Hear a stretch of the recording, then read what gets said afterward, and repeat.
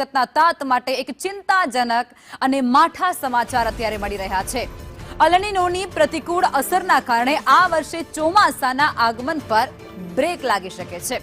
સામાન્ય રીતે દર વર્ષે 15 જૂનની આસપાસ ગુજરાતમાં વિધિવત રીતે ચોમાસું બેસી જતું હોય છે, પરંતુ આ વખતે વરસાદ માટે ખેડૂતોએ હજુ પણ લાંબી રાહ જોવી પડશે। હવામાન વિભાગની આગાહી મુજબ અલનીનોના સક્રિય થવાને કારણે રાજ્યમાં ચોમાસું એ સમય કરતા ઘણું જ મોડું થવાની આશંકા છે। વરસાદમાં થનારા આ વિલંબને પગલે ચાલુ વર્ષે ખરીફ પાકના વાવેતર અને કૃષિ ક્ષેત્ર પર તેની માઠી અસરો પડવાની ભીતિ વર્તાઈ રહી છે। ચોમાસાના મોડા પ્રારંભને કારણે આ સંભાવનાઓ અત્યારે ખૂબ પ્રબળ બની છે। ઉનાળાની આકરી ગરમી વચ્ચે મુશ્કેલીમાં મુકાયેલા ખેડૂતોની ચિંતામાં પણ મોટા પાયે વધારો થયો છે। वेस्टर्न डिस्टर्बेंसेस है और एक दूसरा सिस्टम है जो cyclonic circulation central Pakistan adjoining west Rajasthan पे बना हुआ है।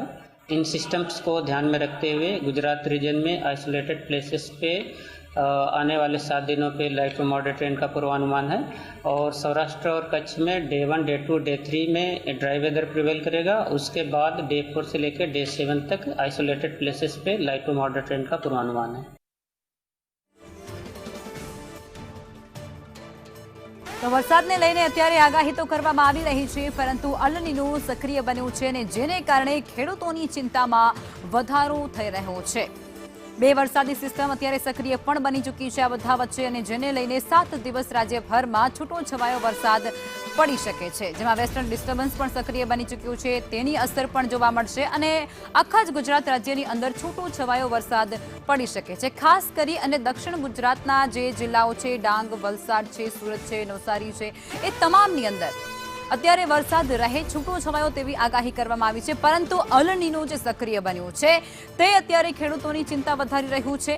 અને હંમેશાની જેમ અલનીનો જ્યારે સક્રિય બનતું હોય છે ત્યારે જો એ પ્રબળ સ્થિતિમાં હોય તો પછી વરસાદ એ થોડું ઓછું રહેતું હોય છે, અથવા તો આવતા વરસાદને બેસવામાં થોડોક વિલંબ થતો હોય છે, જેને કારણે ખરીફ પાકની વાવણી પર પણ સીધી અસર પડતી હોય છે। સામાન્ય રીતે ગુજરાતની અંદર 15 જૂનની આસપાસ ચોમાસું એ વિધિવત રીતે બેસી જતું હોય છે અને તમામ ખેડૂતો એ વાવણી કરવામાં વ્યસ્ત પણ બની જતા હોય છે, પરંતુ આ વખતે કંઈક એવી સ્થિતિ સર્જાઈ ગઈ છે કે અલનીનોની પ્રબળ શક્યતાઓ વ્યક્ત કરવામાં આવી રહી છે અને તે અત્યારે ખેડૂતો માટે ખૂબ માઠા સમાચાર કહી શકાય છે, કારણ કે વરસાદમાં વિલંબ થશે તો ખરીફ પાકની વાવણીમાં પણ વિલંબ થવાનું છે।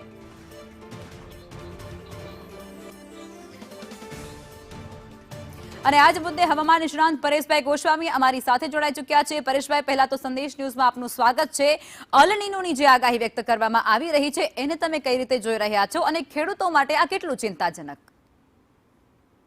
ચોક્કસથી નકમાબેન, જોવા જઈએ તો આ જે અલનીનો છે આ વર્ષે ધીમે ધીમે હવે પ્રભાવિત થશે। આમ જોવા જઈએ તો અલનીનો હજી સક્રિય નથી થયો, પણ ચોક્કસથી એટલી વાત છે કે જૂન એન્ડ સુધીમાં ધીમે ધીમે અલનીનો છે એ પ્રભાવિત થાય તેવી શક્યતાઓ છે ને એમાં પણ જુલાઈ અને ઓગસ્ટ મહિનાની અંદર એ સુપર અલનીનો જેવી કન્ડિશનમાં આવે તેવું અત્યારે લાગી રહ્યું છે। ને આ જે અલનીનો છે એ આમ તો માત્ર ભારત જ નહીં પણ એશિયાના જે દક્ષિણ એશિયાઈ દેશો છે એ તમામ દેશોની અંદર એની ચોમાસા ઉપર નેગેટિવ અસર પડી શકે છે।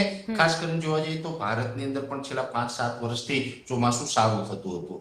આ વર્ષે ચોમાસામાં એ વરસાદની ઘટ પડે તેવી શક્યતાઓ છે। જો કે આ ઘટ પડશે એ બધા રાજ્યોની અંદર થોડી અલગ અલગ પરિસ્થિતિ હશે, જેની અંદર જોવા જઈએ તો સૌથી વધારે અસર છે એ ઉત્તર ભારતના ભાગો છે અને પૂર્વ ભારતના ભાગો છે, એમાં વધારે અસર જોવા મળશે। ત્યાં વધારે પડતા અર્ધ દુષ્કાળ અને અમુક વિસ્તારમાં દુષ્કાળ જેવી પરિસ્થિતિનું નિર્માણ થાય તેવી શક્યતાઓ છે। ચોમાસા દરમિયાન તાપમાન છે એ પણ સામાન્ય કરતા ઉપર રહેશે।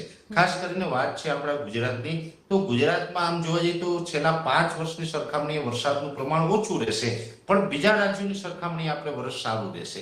એની અંદર જોવા જઈએ તો છેલ્લા 2-3 વર્ષની અંદર જે વરસાદ આપણે પડ્યા છે એમાં કોઈ વર્ષે 120 ઇંચ 120% છે અથવા તો 135% છે।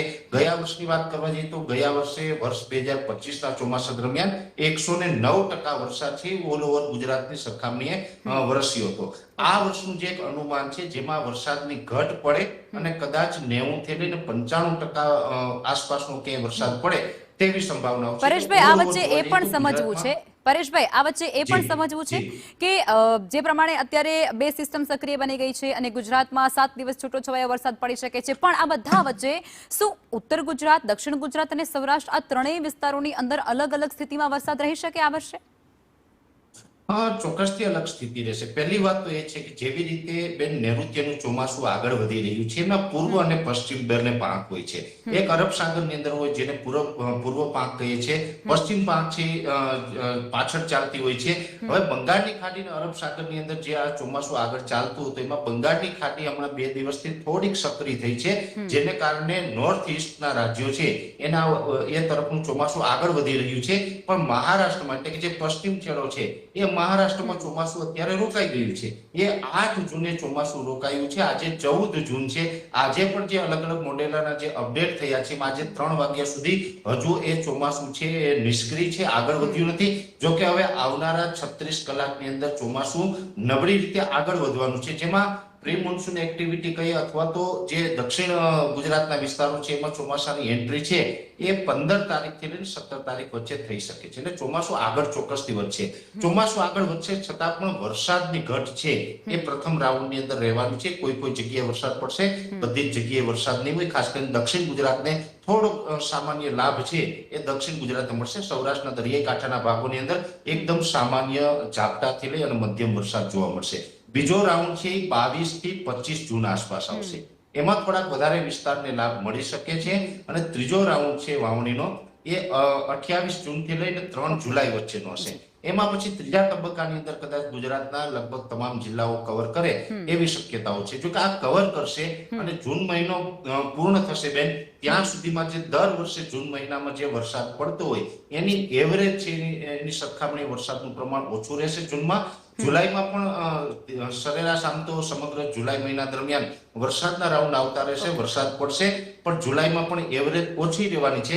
ખાસ કરીને 15 ઓગસ્ટ બાદથી ચોમાસું છે એ થોડુંક સ્પીડ પકડે ત્યાર પછી થોડાક મધ્યમથી સારા વરસાદ થાય એવી ધારણા રાખવાની છે. અને ઓક્ટોબરના પ્રથમ અઠવાડિયામાં પણ વરસાદ છે. એટલે 10 ઓક્ટોબર સુધી આ ચોમાસું છે એ આ વર્ષે ચાલે તેવી શક્યતાઓ હાલ લાગી રહી છે. બિલકુલ. આભાર પરેશભાઈ, આપ અમારી સાથે જોડાયા તે બદલ.